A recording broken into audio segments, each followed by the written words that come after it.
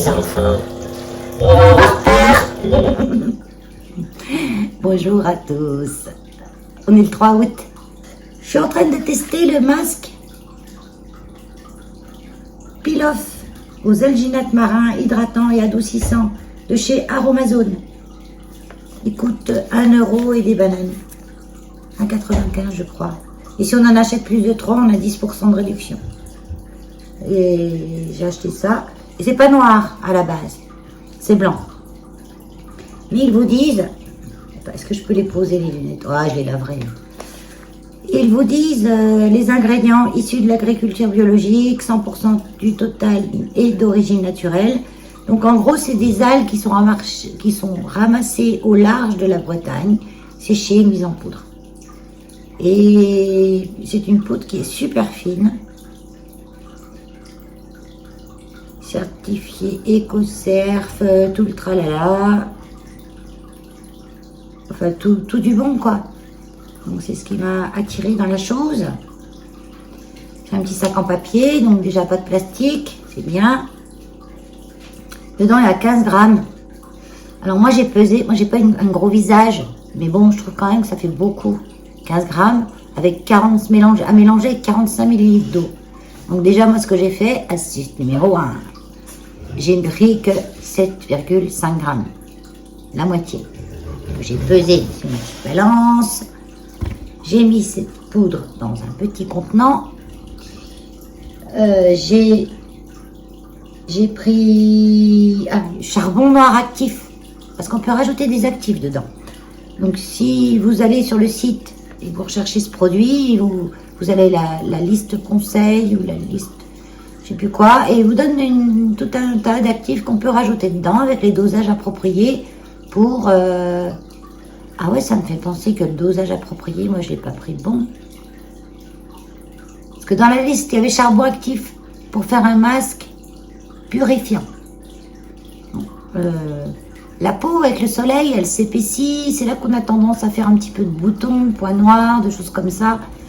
Donc, on transpire beaucoup du visage. La transpiration fait coller toutes les poussières. Donc, même si on se lave et tout... On n'enlève jamais tout, surtout que moi je me frotte pas la figure au Scotch Brite tous les jours. Je lave toujours avec mes huiles, de l'eau, et une pincée de savon parfois. Mais j'évite de mettre trop de produits sur ma peau qui risque de la dessécher un peu plus, sachant qu'une peau à un certain âge, elle se dessèche beaucoup plus vite déjà. Donc j'ai choisi le charbon actif parce que aussi j'en avais. Il y avait des autres principes actifs, mais je me suis dit que certains principes actifs comme leur goutte à mettre dans le produit, tout ça, est-ce bien nécessaire? Parce que c'est un produit qui n'est pas voué à rester sur votre peau. Ça commence à sécher, là, je le sens, bientôt je vais pouvoir parler. C'est un actif qui ne reste pas sur votre peau comme quand vous le mettez dans une crème de jour ou une crème de nuit. Et il va avoir le temps de pénétrer. Là, le truc, on le garde 10 minutes. Moi, je vais le laisser plus longtemps, jusqu'à ce que je sente qu'il est bien sec. C'est pas en 10 minutes que l'actif il va vraiment agir. Que le charbon, oui, ça agit tout de suite, ça, parce que ça vient les toxines. Tiens, vous voyez, le charbon, là, je l'ai depuis... C'est même effacé, la date. Mais hyper longtemps que je l'ai. C'est du charbon. Il n'y a pas de préférence de date. Hein. Regardez pas ça. Hein. Tout ce qui est charbon, argile... C'est du 100% naturel. Dans la nature, ça perd pas ses actifs. Hein. Surtout qu'il est entreposé dans un flacon foncé. Je ne l'ai pas laissé dans son sac d'origine où il y a tendance à avoir un peu de plastique. Même si l'extérieur du sac est en papier, à l'intérieur, c'est... Ceux-là, non, ils ont quand même modifié leur formule. C'est pas du plastique, mais c'est un peu... La poudre, elle est tellement fine. Donc, il faut aller doucement, pas que ça vole partout. Hein. Donc, c'est pas vraiment du plastique dedans maintenant. Alors, je vous conseille de mettre l'eau petit à petit et de prendre un mini fouet pour tout de suite bien battre. Beaucoup se plaignent que le mélange est difficile à faire. Il ne faut pas prendre de l'eau du robinet. Il faut prendre une eau la plus peu calcaire possible. Donc, sur le site, il conseille Aromazone et conseils, mon Roku, et puis je sais plus quoi. Mon Roku, c'est une eau qui est très douce. Moi, j'ai pris l'eau de ma carafe Brita qui est filtrée. Ça a été très bien. Parce qu'une eau trop calcaire, trop dure, ça peut faire réagir différemment la poudre et que ça peut prendre plus vite. Moi, ça s'est bien passé. Et j'ai mis donc 7,5 g de poudre. J'ai mis 2 g de charbon. Mais vu que j'avais divisé en deux, parce qu'il disait 2 g, mais c'est le dosage pour les 15 g de poudre qui est vendu dans le sachet. Moi, j'ai mis 2 g. Mais c'est pas grave, c'est du charbon, hein, ça va. J'aurais même pu en mettre 3 g, c'est pas un problème. Donc, j'ai mis 2 g de charbon, préconisé 1 g du coup, et 20 g d'eau. Parce qu'il parle en millilitres, en grammes, en millilitres, en grammes. Moi, je mets tout en grammes et que ça, les millilitres sont un peu équivalents à une vache près, équivalent au gramme. Et j'ai bien lu assez pour en mettre une couche bien épaisse sur mon visage. Parce qu'ils disent qu'il faut quand même mettre une couche épaisse pour pas que ça sèche trop vite, que c'est le temps d'agir avant que ça sèche. Là, je sens un petit peu que ça sèche là, parce que là, c'est plus fin. Mais là, c'est pas sec encore. Et normalement, au bout d'un certain temps, on dirait que j'ai un sac à poubelle sur la tête. Vous avez vu? On dirait que j'ai pris un sac à poubelle. J'ai mon miroir là. On dirait que j'ai pris un sac à poubelle et que je me suis collé sur le visage. Promis, prochaine fois, je changerai de couleur. Donc, quand on sent que c'est sec, eux ils disent 10 minutes, mais en fait, il faut qu'on puisse l'enlever. Le décoller et l'enlever d'un coup d'un seul. Il s'enlève en une fois. Et j'ai regardé les avis et apparemment ça marche bien. Hein. Mais il faut bien laisser sécher. Donc 10 minutes, peut-être plus même. Hein. Selon l'épaisseur que vous avez mis, et s'il y a plus ou moins d'eau. Comme moi j'ai pris mes millilitres en grammes, peut-être j'ai un peu plus. Peut-être que j'ai 21 millilitres ou 22 millilitres au lieu de 20. Bon, pendant que ça sèche, c'est un peu long. J'ai envie de vous raconter quand même. Donc j'ai pris ma tablette, donc je regarde en bas. Je ne regarde plus. Donc, quand vous allez sur la fiche produit, je vous montre en même temps comme ça. Je ne sais pas si vous allez bien voir, par contre, ça reflète. Hein. Voilà, la fiche produit sur Aromazone. Vous descendez la page et vous arrivez sur utilisation. Là. Je vais sur utilisation. Et là, on me demande de personnaliser mon masque. Juste en dessous, souligner. Personnaliser mon masque. Vous voyez bien ou pas? Bon, je vous raconte de toute façon. Personnaliser mon masque. On me demande d'enregistrer, parce que c'est un fichier PDF qu'on peut imprimer et garder. De le télécharger, d'annuler. Je ne vais pas le télécharger, moi je l'ai déjà fait. Et je l'ai enregistré sur mon Google Drive, qui est là. Tant que ça s'ouvre, est-ce qu'il y a encore? Je ne le vois plus. Je commence bien. Alors, je recommence. Retélécharger. Oh, il est parti. Ah ouais, c'est bon, il me le montre. Je choisis mes actifs. Donc, pour l'éclat du teint. Alors, il faut savoir que le masque au naturel, sans rien dedans, la poudre et l'eau, c'est bon pour toutes les peaux. Il est déjà hydratant, rien qu'en mettant ça sans rien dedans. Et après, on peut le modifier, rajouter des trucs. Comme là, j'ai rajouté le charbon. Quantité max pour un sachet de 15 grammes. Donc, si vous faites comme moi, vous en faites que la moitié du sachet, vous divisez par 2, bien sûr, les quantités qu'on vous dit. Parce que moi, pour le charbon, j'ai mis... bon, après, il n'y a rien qui est toxique si vous vous trompez dans la quantité et que vous n'allez pas vous empoisonner avec. Je regarde là, parce que tout à l'heure, ma lumière verte était là, maintenant elle est là. J'ai dû tourner le téléphone dans l'autre sens. Je ne sais même pas si vous voyez ou si je regarde. Arrêtez de vous foutre de moi. Hein. Éclat du teint. Actif concentré, éclat lumière. Extrait de bourgeon de hêtre bio. Magenta en poudre. On peut même rajouter des poudres dedans. Donc ça, c'est l'éclat du teint. Anti-âge. Algo Boost jeunesse, rose de Damas. Purifiant, algozinc, Barty pur, nem bio. Apaisant. Je pense que c'est celui qu'on a le plus besoin, moi, l'apaisant. Et là, on a un produit qu'on a déjà acheté si on a voulu faire mes crèmes. Non, oui, je vous ai fait un truc où j'ai mis de la lantoïne dedans. Ou de l'urée. Là, la lantoïne, on peut en mettre dedans. Elle est hyper hydratante, la lantoïne, en même temps. Elle est adoucissante, apaisante, hydratante. Et là, on met la lantoïne, on en met une demi-cuillère. 0,5 millilitres. Donc 0,5 grammes à peu près, si vous avez une balance de précision. Une demi-cuillère. Ils disent pas une cuillère de quoi. J'aime bien ça, la demi-cuillère. Bon, c'est pareil, si vous en mettez trop, mettez-en pas trop non plus, hein, ça va avoir du mal à refroidir, à figer. Détoxifiant avec le charbon végétal activé, complexe hydratation intense. Ah, je laisse actif là. Lui, il en faut 7 gouttes. L'hydratant avec les protéines de soie ou l'urée. Ah oui, on peut mettre en hydratant avec de l'urée. Prochaine fois, j'essaierai avec l'urée ou la lantoïne. Pareil, l'urée, il en faut 0,5 g, 0,5 millilitres. Réparateur, exfoliant. Ça, je ne l'ai pas, l'exfoliant, les enzymes naturelles. C'est aussi un actif qui est vendu sur Aromazone.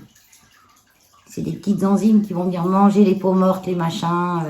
Ça, c'est bien de le faire en septembre quand vous avez pris beaucoup de soleil, votre peau s'est épaissie. Et c'est là qu'on a tendance à faire des saletés qui ressortent de la peau. Mais les enzymes naturelles, il ne faut pas les utiliser trop si on a une peau sèche ou sensible. Donc pareil, 0,5 g, 0,5 millilitres. Pour l'eau, ils vous disent qu'il faut vraiment une eau de source, pas une eau minérale surtout. L'eau de source qui est faiblement minéralisée, comme la Moroukou et l'autre, je ne sais plus. La Moroukou, là, j'ai vu tout à l'heure. C'était dans quoi? L'utilisation. Au Montcalm. La Montroukou, la Montcalm. Je ne connais pas cette eau-là.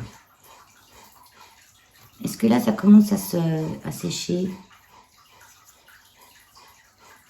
Ah ouais, ça y est. Regardez. On pèle. Ah, puis ça fait... Bon, ben, attends, je vais faire ça au-dessus d'une serviette parce que je vais en mettre partout. Tiens, j'ai un petit torchon là. Donc, ouais, ça m'a l'air pas mal. Pour 1,95 €. Et si on en achète au moins 3, on a 10%, je crois. Acheter en lot, à partir de 3 unités achetées, 10%. Je veux dire, c'est pas pire que... Au moins, on sait que c'est tout naturel dedans. C'est pas pire que ce qu'on peut acheter dans le commerce. Hein. Même chez Action, Action, ils en vendent des fois. J'ai regardé la compo, c'est pas catasse. Hein. Faut regarder, quoi, faut lire. Moi, j'ai appris à lire les compos avec le temps. Hein. Et puis, je regarde... Ah, regardez, ça s'est éclairci, là. En fait, ça fait comme de l'argile, après.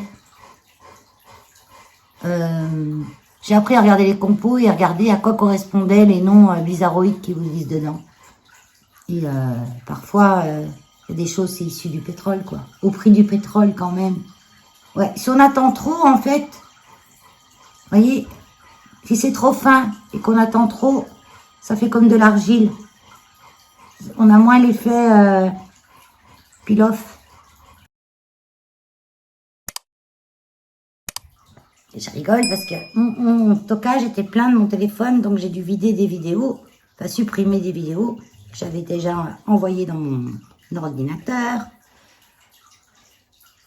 Et bien, il ne voulait pas me mourir avec la reconnaissance faciale. Je dis, ben, pourquoi ça ne marche plus? Ben oui, normal, comme il qu'ils me reconnaissent. Une fois, ça m'est arrivé d'ouvrir au facteur avec un masque comme ça sur la tête. Mais je faisais beaucoup des masques à l'argile. Mais argile blanche. C'est un peu moins costaud que l'argile verte.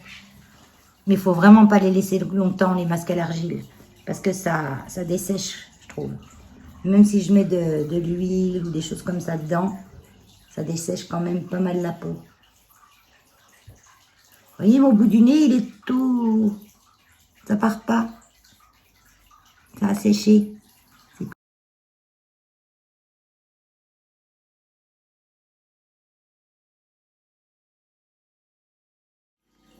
Ah, je suis refaite. Ah ouais, j'ai la peau toute fraîche, toute douce. Et comme j'ai mis ma brume, le pH de ma brume est plus bas que le pH de mon eau. Notre eau aura tendance à nous sécher la peau parce que le pH est trop élevé. Et là, toute fraîche. Parce que la brume, elle a finalisé l'eau, ça nettoie. Et puis après, je baisse le pH avec la brume.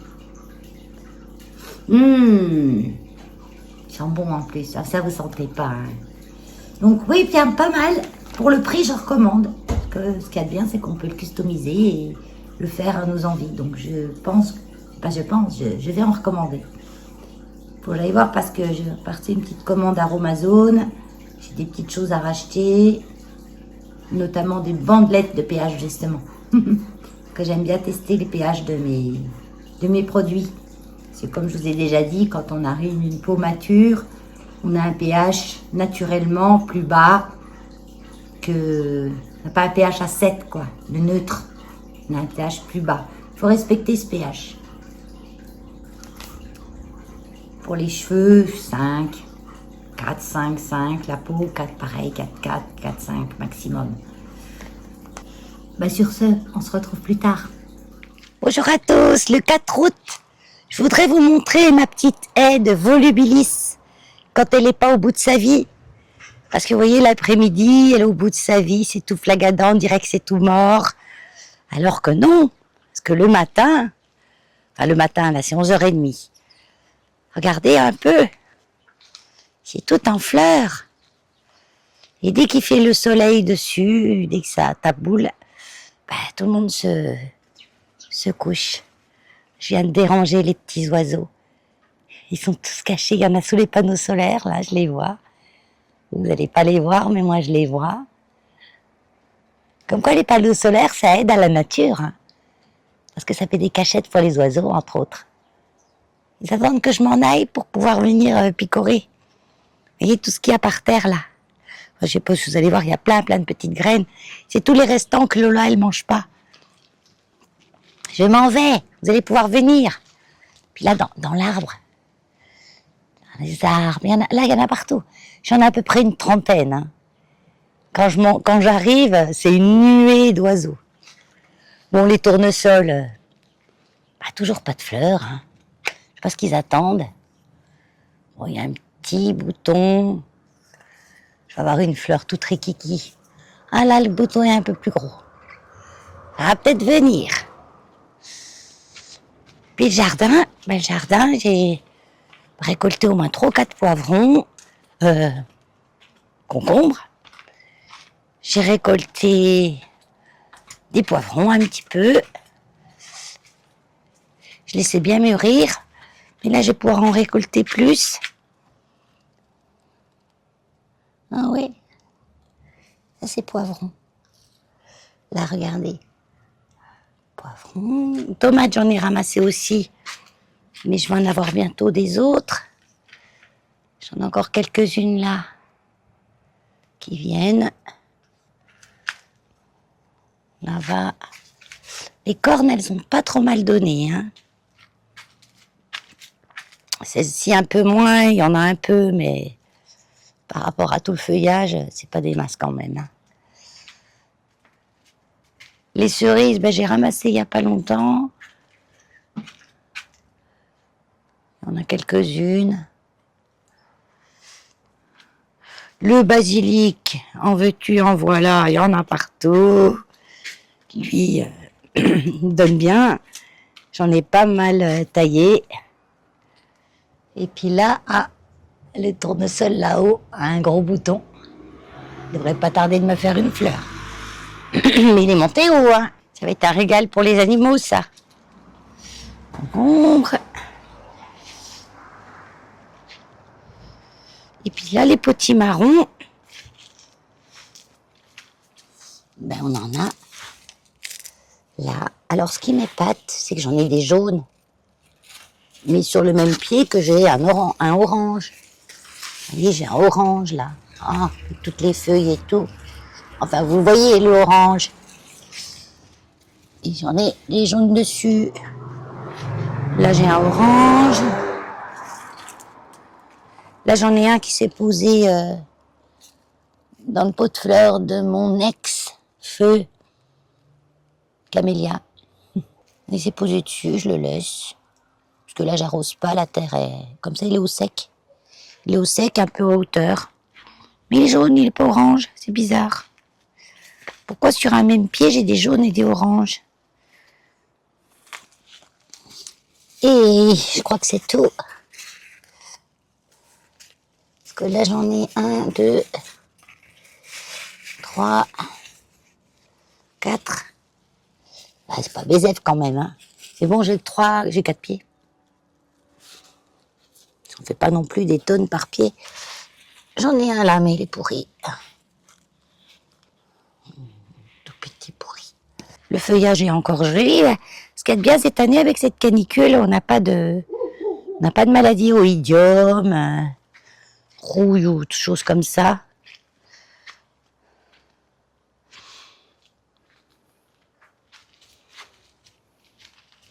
On a eu une petite pluie avant-hier, mais qui n'a rien arrosé du tout, hein. Ça a été une vaporisation. On a quand même une petite bébête qui aime bien butiner les fleurs. Même si là, on n'atteint plus les 35 degrés, on n'en est pas loin, mais on ne les dépasse pas. Petit coin le long du mur. Les lavandes, la camomille qui donne pas grand chose. Mais il y a plein de petits départs là. Vous voyez, c'est tout mousseux là. Mais les fleurs en elles-mêmes, peut-être celle-là, elle est bonne à ramasser. Mais c'est vrai que par rapport à l'année dernière, j'ai rien ramassé. Les petits oxalis, j'en ai récupéré pas mal, j'avais laissé juste 2-3 petits oignons. Bah, regardez ça. Plus on leur laisse de la place, plus ils s'expandent. Puis ils sont gros. Ils sont gros. Donc là, je les laisse, ceux-là, parce que ma potée est bien jolie. Je verrai l'année... Ah, j'ai perdu ma... Ah bah si, j'en ai qu'une et puis que je la perds, ça va pas le faire. Les poivrons du jardin, regardez comme ils sont beaux. Je suis en train de faire un taboulé. Donc tu coupes un petit... Ouais, aussi la lumière, parce qu'il y a du soleil de la fenêtre. J'ai une nouvelle feuille à Monstera, avec des trous. Elle est superbe. Pas trop de blanc. Ah, celle-là, je suis contente.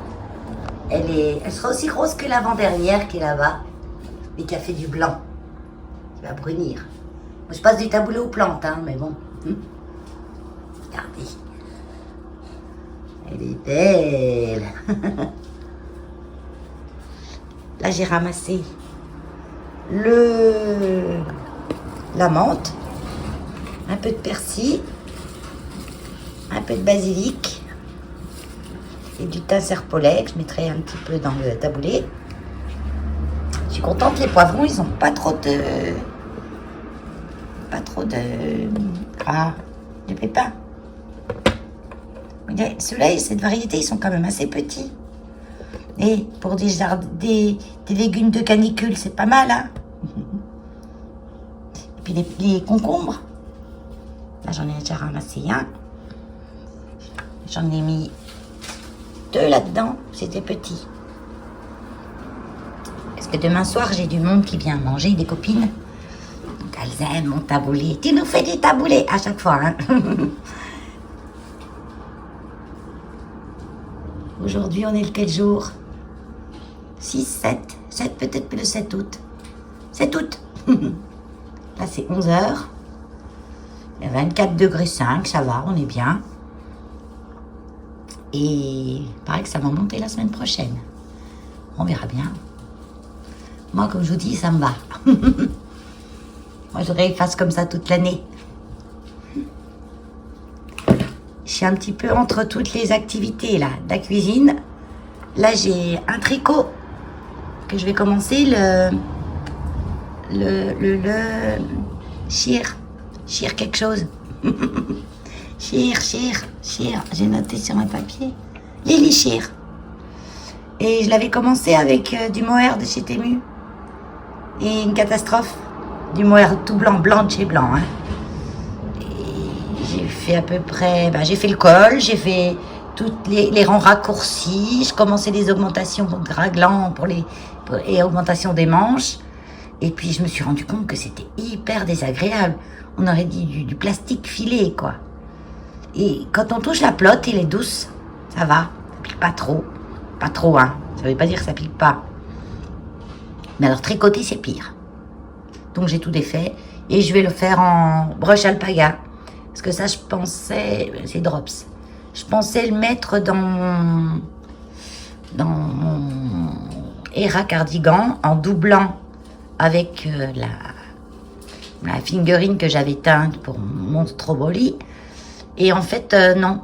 Parce que vous saurez, quand vous mettez du mohair avec mélangé quelque chose, c'est la couleur du mohair qui prend le dessus. Ça m'éclaircissait trop ma couleur. Et ça contrastait pas assez avec le jaune. Donc changement d'avis. Donc j'ai tricoté un peu ce matin, j'ai détricoté. Et puis je me suis dit, non, je vais faire mon taboulé. Voilà, alors j'éloigne parce que ça perd pas trop les poils, mais un peu. J'ai retrouvé des poils de mohair dans mon taboulé. Ouais, c'est des poils de mohair, hein, c'est pas non plus des poils de... Hein, de pas non plus.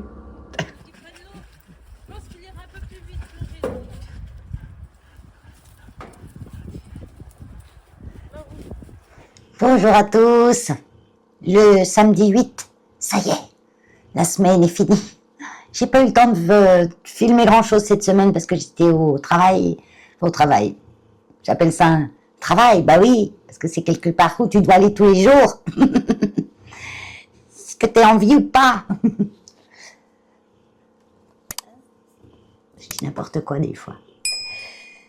Donc au refuge, oui, on a beaucoup de travail. On m'envoie des messages en même temps. Parce qu'en fait, j'ai un mec qui s'occupe de la communication du refuge. Depuis peu de temps, là, je suis contente. Parce que c'était moi et j'ai pas jamais le temps de rien faire. Donc c'est nickel. On a fait un groupe WhatsApp et puis, comme il n'y connaît pas grand-chose dans les animaux, dans la réglementation, etc., il demande validation pour tout. Attends, ça y est, j'ai répondu. Parce que, oui, il sait pas encore trop bien comment, s'il met les bonnes choses, on lui a fait des fiches pour savoir ce qu'il devait mettre, parce qu'il connaît pas tous les animaux, bien sûr. On en a quand même pas mal, au moins 80, chats et chiens confondus. Donc, il a besoin des fois de soutien, mais c'est super. On va refaire notre logo, enfin bon, voilà. C'est important la communication dans nos refuges. Et là, vu que j'avais jamais le temps, on commençait de s'enfermer dans notre boîte, quoi, en fait. C'est pas bon, ça. Même si ça empêchait pas les adoptions, hein, mais bon, c'est mieux quand on communique. Alors, mis à part ça, on a eu un truc cette semaine, j'ai rigolé dans un sens et pas dans un autre. Une dame nous amène à une petite minette noire, toute noire, qu'elle a trouvée dans la rue, qui lui paraissait perdue. C'est la porte ouverte, alors vous allez manger du scooter, de la voiture qui fait du bruit, tout ce qui s'ensuit. Un deuxième, bon, peut-être y arriver. Donc la minette l'amène au refuge, elle dit ouais, je l'ai trouvée, elle avait l'air toute perdue. Est-ce qu'un chat est perdu? Pas toujours, mais bon, ça peut arriver. Donc on récupère la minette, pas identifiée bien sûr. Et le lendemain, une autre dame m'appelle, puis elle dit « Oh, madame machin, elle vous a amené mon chat. » Je dis « Oui, c'est qui votre chat ?» Alors, elle me dit « c'est un chat noir, trouvé sur telle commune, ça doit être mon chat. » J'ai dit « Oui. » Je lui envoie une photo du chat qui nous a été amené par cette dame, elle me dit « Ah oui, c'est lui. » J'ai dit « Oui, mais c'est une femelle. » Ah bon?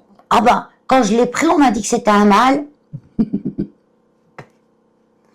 Ah bah, il a dû se tromper.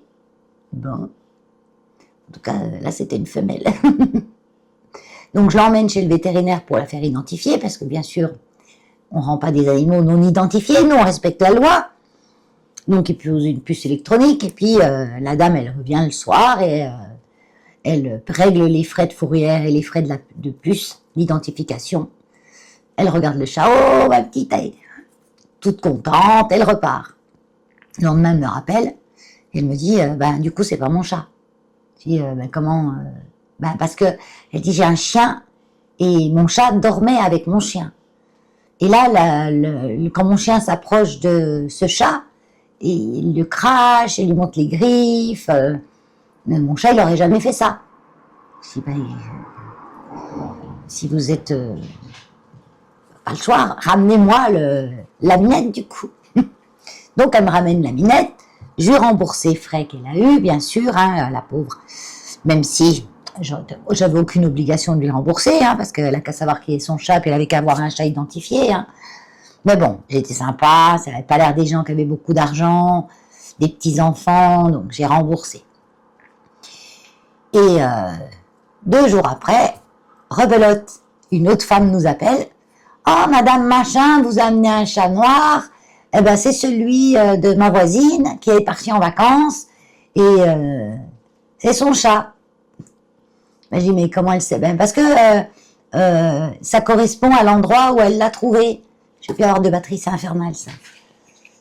Une mouche. Ah oui, je ne tue pas et je leur fais peur.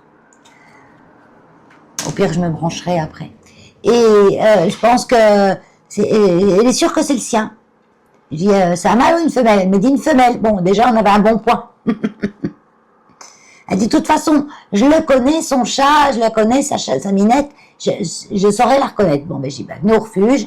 Donc, on lui montre la minette. Ah oui, c'est bien elle. Un chat noir, quoi. Et bah, du coup, on a fait la photo, on a envoyé par les airs à la dame où elle est en vacances à La Réunion, alors elle n'est pas à côté. Et j'ai dit, mais qu'est-ce que son chat fout dehors? Elle dit, elle a une chatière, donc elle rentre, elle sort de chez elle comme elle veut, quoi. J'ai dit, mais pourquoi elle a été faire pitié aux autres? Ben parce que les gens, ils ramassent tous les chats dans la rue. Les pauvres, ils sont tous seuls, ils sont perdus, alors que c'était à 500 mètres de chez elle. Donc, elle était dans son territoire, parce que un chat identifié, ça a le droit de divaguer dans la rue à 1 kilomètre autour de son habitation. C'est-à-dire que c'est pas considéré comme un chat errant. Mais bon, c'est vrai que quand on ne sait pas et quand on connaît pas le chat, puis qu'on a l'impression qu'il est perdu, surtout que j'ai une minette hyper câline, dès qu'elle voit quelqu'un, elle se frotte dessus. Donc, elle n'a peut-être pas eu tort de la récupérer, puis de nous l'amener quand même, la première dame. Mais bon, voilà. Donc, du coup, ben, la minette, elle reste chez nous jusqu'à ce que la dame rentre de vacances, parce que c'est hors de question qu'on lui rende la minette alors qu'il n'y a pas sa propriétaire chez elle, parce que nous, on veut voir la propriétaire quand même. Donc, elle va rester en garderie chez nous jusqu'à ce qu'elle rentre de vacances. Et c'est là qu'elle aurait dû être. Part en vacances longtemps, on ne laisse pas ses chats dans la rue. Parce qu'en plus, les chats, quand ils peuvent rester tout seuls, enfermés à la maison 2-3 jours, puis quelqu'un vient leur amener à manger, il n'y a pas de souci. Mais quand on part plus longtemps, puis qu'ils ont l'accès au dehors, c'est pas la première fois qu'on nous ramène le chat, parce que le chat, il n'a plus personne qui habite dans la maison, donc il va dehors, parce qu'il peut sortir, et du coup, il va chercher compagnie ailleurs. Et c'est là que les gens qui viennent vers lui, ils disent, ah bah tiens, lui, j'ai jamais vu ici, parce que le chat, comme il n'y a pas sa propriétaire à la maison, il va aller plus loin que d'habitude, pour rechercher sa famille, en fait. Et c'est mieux quand même de les mettre en pension dans une garderie quelconque, chez un pet-sitter ou dans un refuge. Il y a beaucoup de refuges qui font des pensions et au moins ils sont gardés par des professionnels. N'ayez pas peur de mettre votre animal dans un refuge. Hein. Ils sont pas avec les autres animaux du refuge où ils risquent d'attraper des maladies ou quoi que ce soit. C'est toujours des bâtiments bien à part. On a une réglementation dans les refuges, plus parfois que chez des pet-sitters. Parce qu'on est tous contrôlés et surcontrôlés pour voir si on respecte bien les choses. Et en plus, nous, on est des professionnels, donc on saura voir si le chat va pas bien, et on a un vétérinaire dans l'heure qui suit, hein, voilà. Et donc, elle va récupérer son chat. Je suis contente. C'est une belle histoire, hein, parce que c'est rare. C'est très rare que quand un chat non identifié arrive au refuge, qu'il retrouve sa famille directe. C'est très rare. Parce que quand il a disparu, quand il arrive au refuge, ça peut être depuis des lustres qu'il est parti de chez lui. Et ça, on le voit quand il y a des chats qui sont identifiés, qui arrivent au refuge, trouvés dans la rue, parce que les gens ils disent, oh bah tiens, celui-là, il est tout gentil, il est tout seul là dehors, il est acquis. Donc, il l'amène au refuge pour qu'on regarde s'il est identifié et puis trouver son propriétaire. Et souvent, ça nous est arrivé, quand on appelle le propriétaire, qu'on leur dit, on a votre chat, ben, il nous dit, ah ben, ça fait au moins 6 mois. Le plus, c'est 6 ans. 6 ans que le chat avait disparu de chez les gens. Alors qu'il vivait à vol d'oiseau 1 kilomètre. Il vivait dans un autre quartier, pas loin. Mais voilà, donc c'est important d'identifier son chat, même s'il ne sort pas. Parce que souvent ils disent, ah ben non, mais il n'était pas identifié parce qu'il sortait jamais. Ben celui, le premier, la dame là qui s'est plantée, qui est venue chercher le chat alors que c'était pas le sien parce que c'est son chien a reconnu que c'était pas son chat. Eh ben elle n'était pas identifiée parce que il sortait jamais. Sauf qu'elle a laissé la fenêtre ouverte et le chat il est sorti par la fenêtre. Voilà. Il y a un moment d'inattention, ça nous est arrivé aussi une fois, ben, les pompiers sont venus parce qu'on a eu un problème à la maison et on a appelé les pompiers, ils ont laissé la porte ouverte, le chat a eu peur, il est parti.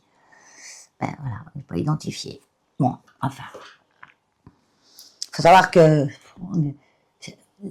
on commence à en avoir un petit peu plus, mais très peu, hein, très peu. Par rapport, on a quand même plus de chiens identifiés que de chats. Hein. Alors que ils ont le droit aux mêmes choses, hein, ils ont le droit d'avoir une identité. Parce qu'il faut savoir que leur identification, c'est leur identité. Croyez pas que, bah, toute façon, la mouche, elle vient se poser sur moi. Mon bout du nez, elle a pris. Faut pas croire que le chat, il va vous reconnaître, hein. Une fois qu'il est parti de chez vous depuis 15 jours, il vous reconnaît plus, hein, le chat. Vous pouvez toujours venir à la fourrière et puis dire, ah ben c'est peut-être celui-là, le petit tigré là. Ah oui, je crois que c'est lui. Parce qu'il y en a des chats, ils se ressemblent comme deux gouttes d'eau. Hein. Ah, je crois que c'est lui. Ah, mais de toute façon, si vous l'appelez, il va reconnaître son nom. Non. Un chat, il reconnaît pas son nom. Une fois qu'il est dans la rue, il redevient sauvageon, il vous connaît plus personne, quoi. Hein, quand il m'a téléphone, qu'il me dit, ouais, j'ai perdu mon chat. Il s'appelle Félix. Mais si vous l'appelez, si vous avez un chat noir et blanc qui vient vers vous, si vous l'appelez Félix, il va venir vers vous. Tu peux toujours rêver, oui. Non. Ça, c'est les gens qui connaissent rien. Voilà. Enfin bon, on va s'arrêter là. Là, qu'est-ce que je suis en train de faire? Alors, je suis en train de faire le rabat. Puis je vais dans l'endroit. Le rabat Xiaowei Design. Oui, je rabats le bas de mon gilet. Regardez, du coup, j'ai pas mis de blanc, hein. Donc, c'est le Hera cardigan de Irène Lin. Irène Lin, c'est mieux. Ça s'écrit Lin, mais ça se prononce Lin, je pense. Donc, oh, bah tiens, je vais faire ce rabat-là. Et je pensais pas l'avoir déjà fait. Ce qui est bien, c'est par rapport au rabat à l'aiguille. Ah bah, on aura... Bon, il y a le train, ouais. Ah, j'ai coupé parce qu'il y avait le train. Ce qui est bien par rapport au rabat à l'aiguille à laine, vous savez, ça s'appelle le rabat à l'italienne. On a besoin d'avoir la quantité de fil qu'il faut pile poil. Donc, si vous êtes trop court, ben, puis que vous n'êtes pas arrivé au bout, vous êtes dans le caca, vous n'avez plus de fil. Puis trop long, ben, ça use du fil pour rien, quoi. Et puis en même temps, quand on a un long truc, ben, il faut un long fil. Et quand on passe dans les mailles, il faut éviter que ça fasse des nœuds. Donc c'est un peu lourd. Alors j'ai dit, bah tiens, je vais faire le rabat Xiaowei Design. Et en fait, je l'avais déjà fait. Mais je me rappelais plus. C'est en le faisant que j'ai reconnu que je l'avais déjà fait. Et je l'ai fait, je sais pas par quel biais. Et en même temps, Ben, j'ai pas reconnu au nom, j'ai reconnu au geste. Attends, tu vas te tromper là. Les mailles en verre, on les tricote à l'endroit. Les mailles en verre, on les tricote. Non, je vous montre pas. Il y a des beaux tricots qui a fait un tuto qui est bien. Elle a une chaîne YouTube. Des beaux tricots, ouais. Et ben, sur le site Xiaoé, de Xiaoé, c'est une tricoteuse, une designeuse aussi, je crois. Ouais, Xiaoé Design. Mais il est pas mal ce rabat. C'est un peu long parce que on doit à chaque fois remettre la maille. Quand c'est une maille à endroit, on doit la tricoter à l'envers. Et là, j'ai crois une maille en envers. Donc, je dois la tricoter à l'endroit. Donc, je remets ma dernière maille sur mon aiguille. Je passe le fil derrière. Je remets ma maille sur l'aiguille de droite. Et je tricote la deuxième à l'endroit. Voilà, et je repasse dessus. Ma première maille, par-dessus ma deuxième. Là. Puis après, on recommence. Cette maille-là, on la met sur le truc. Comme la suivante, c'est une maille en droit, eh ben, je vais la tricoter à l'envers. Donc, le fil qui est derrière, parce que comme j'ai fait vous êtes dans l'autre sens, mais bon. Eh ben, je le ramène devant pour tricoter à l'envers. Je reprends ma maille, que j'ai reposée là tout de suite. Et je tricote la maille en droit à l'envers. Voilà. Et je passe par-dessus la deuxième, par-dessus la première. Et ça fait un joli rabat. Regardez. Pour les côtes 1-1, c'est bien. Et moi, en plus, là, j'ai des côtes 1-1 semi-torse. Mais semi-torse en aller-retour, bah, tu torses tout le temps. Parce que semi-torse, ça veut dire que tu prends par le bras arrière la maille en droit, quand tu es sur l'endroit, mais sur l'envers, ben, tu dois prendre la maille envers par le bras arrière. C'est un peu plus chiant. Mais ça se fait. Faut patience. Mais j'ai le temps. Hein. Déjà, j'ai avancé vite. Hein. Et il s'est tricoté super vite. Là. Après, j'ai les manches. Ce que j'aime le moins, c'est relever toutes les mailles pour faire la pâte de boutonnage, l'encolure. J'aime bien relever les mailles, ça me dérange pas. Je dis ce que j'aime le moins, c'est parce que des fois, je suis obligée de m'y reprendre à plusieurs fois. Parce que j'ai trop de mailles et la truc, elle est trop lâche, ou j'ai pas assez de mailles et elle est trop rabougrie. Donc, je pense qu'elle a donné le ratio, mais des fois, même quand il me donne le ratio, ça fait pas comme il faut. Donc, je suis obligée de broder à ma manière. Et là, je suis embêtée depuis tout à l'heure avec ce bout de câble, là. Parce qu'en fait, moi, je me sers que de l'aiguille, il y a plus de fil, là, au bout. Il y a juste le restant parce que c'est mon câble que je tricotais. Alors, ce que je vais faire, je vais déjà éviter de perdre ma dernière maille que j'ai pas remise. Je vais dévisser là. Je vais prendre un truc. Je vais dévisser mon aiguille. Là. Moi, j'utilise les aiguilles circulaires avec les câbles sous du Xiaogu. Donc là, c'est les bambous. J'ai les trois quarts, c'est les bambous que j'ai. Pourquoi? Parce que c'était les bambous. Ah putain, ça c'est mon frangin. Il fait chier. Excusez des gros mots. 2 d'affilée là. Tu crains Valérie. Il m'a énervé. Je vais lui dire stop à ton boucan. Oui, je disais que moi j'ai que des Xiaogu en bambou. Pourquoi? Parce que quand j'ai commencé de tricoter, je voulais pas mettre trop cher dans des aiguilles. Et un jour sur Vinted, j'ai vu qu'une nana, elle vendait tout un kit de Xiaogu en bambou à 50 € le kit. Donc j'ai dit, je saute sur le truc. Mais petit à petit, je rachète des métals, mais je les aime bien. Je les aime bien. Parce que les choses qui glissent, ça retient mieux sur le bambou, les matières qui sont un peu glissantes. Et le métal, des fois, ça glisse trop, justement. Donc j'aime bien avoir les deux, mais je trouve plus agréable celle en bambou. Et je suis sûre que c'est différent que celle en bois. Celles en bois, elles doivent plus accrocher. Donc pour tricoter de la soie, tout ça, peut-être c'est mieux celle en bois. Et moi je dirais que les bambous, c'est entre le métal et le bois. Et elles sont solides. J'en ai juste cassé une fois, une 3, trop fine. Et je sais plus ce que j'étais en train de faire, j'ai été fort. Et puis j'ai pété, ça a pété là. entre le bois et le métal, là. Donc, j'enlève mon aiguille. Et chez Xiaogu, ils vendent des petits trucs, on les a dans les kits, des petits trucs comme ça pour mettre au bout du fil. Après, j'en ai acheté une fois j'en ai acheté chez Temu aussi, des Lotus Yarn. Il faut savoir que la marque Lotus Yarn de chez Temu, les capes par exemple, s'adaptent sur les Xiaogu. Mais quand on compte les frais de port, les taxes, les machins, acheter chez une petite boutique en France, c'est mieux.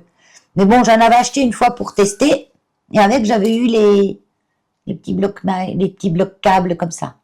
Donc ça, au bout comme ça, ben ça va pas foutre le camp. Et puis là, je suis plus embêtée avec le câble. Je peux directement.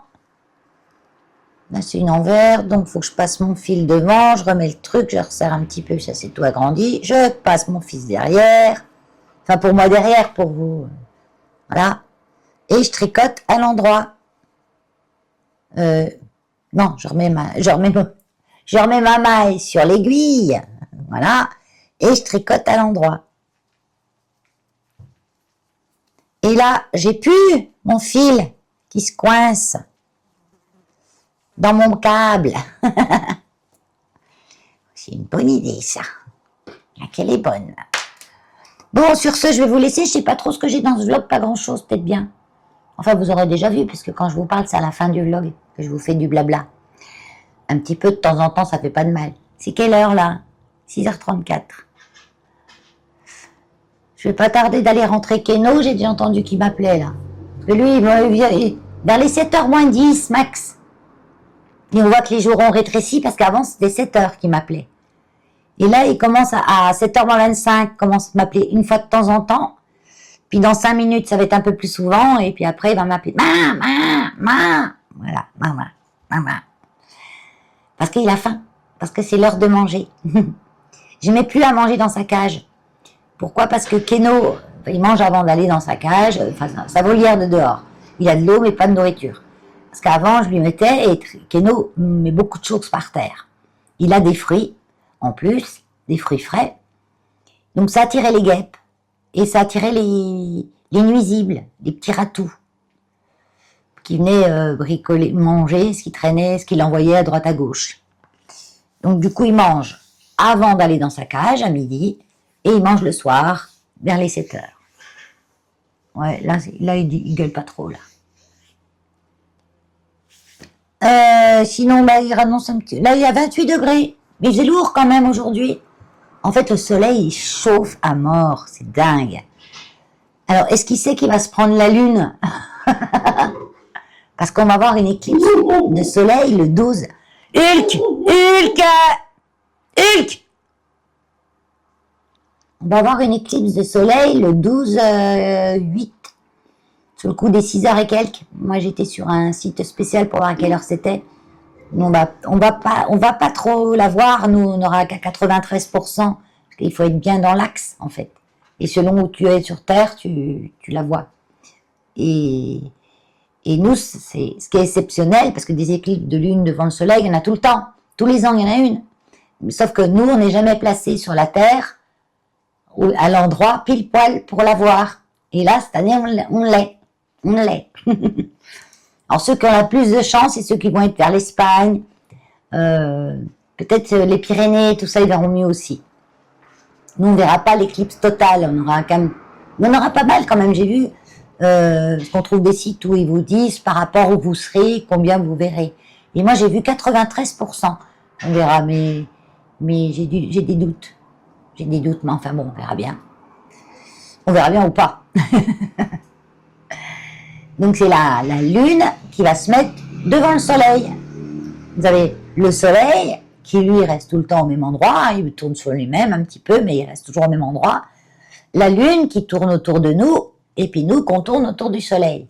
Et à un moment donné, la lune, elle va être le soleil, la lune et nous. Donc on verra plus le soleil. Parce que la lune est plus proche, donc elle va cacher. Et on pourra voir toute la couronne solaire, du coup, comme la lune, elle va faire de l'ombre. On pourra regarder. Au moment où il y a la lune qui est devant, vraiment, le soleil, on peut regarder. Sinon, il faut absolument mettre des lunettes spécifiques. Hein. Oh, punaise, d'ailleurs, il faut que j'aille les commander sur lunettes, parce que je sais pas dans quel magasin je vais trouver ça. Il faut que je fasse 50 000 magasins, parce que j'en avais, mais il y a longtemps. Parce que j'ai déjà eu une fois, moi, ça. Mais il y a longtemps. Donc, j'ai plus les lunettes. Plus que 10% de batterie. On va se dépêcher de finir.